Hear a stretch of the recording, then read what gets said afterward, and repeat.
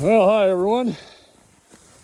We're still at it here in Haines after a pretty good snowfall over the past 5 or 6 days.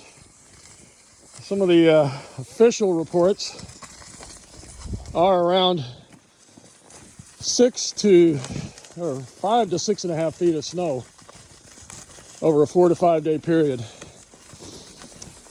Also, Juneau got hit pretty hard with this snowfall and other areas of southeast. So a lot of work by a lot of residents in Haines and Juneau and other areas to keep things open with all the snowfall. One thing I kind of try to keep into perspective is that when snow like this hits in our communities, it's an economic lubricant to our economies.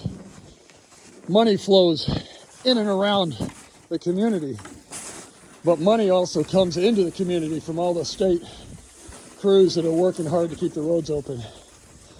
So shout out to all the state crews, the local borough crews in the southeast communities, and all the private crews that keep us all plowed out. So everybody works hard when this stuff happens. Anyway, and also shout out to my family in Oklahoma City sitting in 66 degrees. Love that. Thinking about you guys more and more. Take care, everyone.